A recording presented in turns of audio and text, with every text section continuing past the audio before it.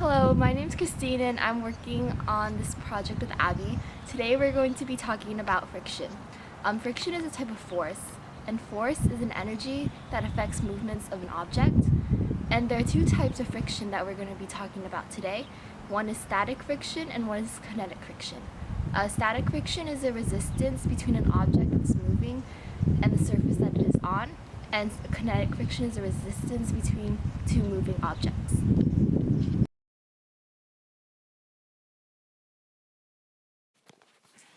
Have you ever tried pushing a car sideways because it won't work? If you have, this is the perfect real-world example for explaining how static friction works.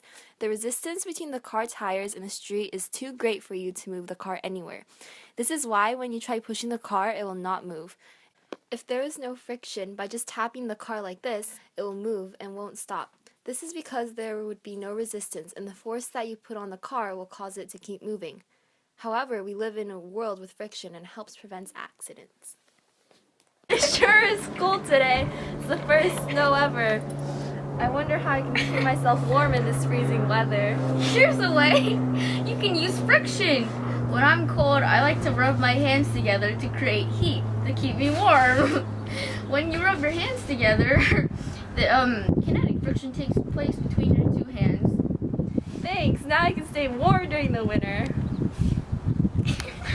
Oh no.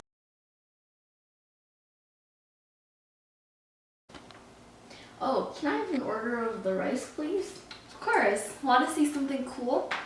After I put the rice in the bottle, I can lift the bottle off the table by only using a chopstick.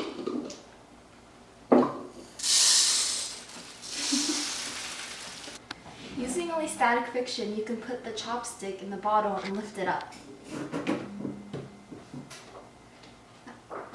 This happens because the static friction between the chopstick and the rice is so great that the bottle can be lifted up. I sure love playing with my toy cars. Me too. Want to have a race? Sure.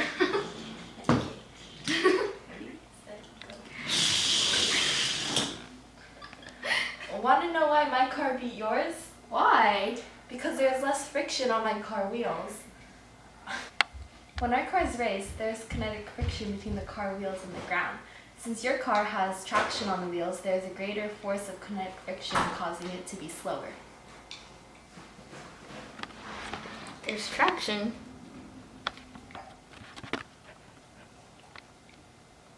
Oh. So, in conclusion, you should have learned about how friction occurs everywhere in this world and how we depend on it very much. Kinetic friction is the resistance between two moving objects, and static friction is the resistance between an object that's moving and the surface that it's on. Thanks for watching.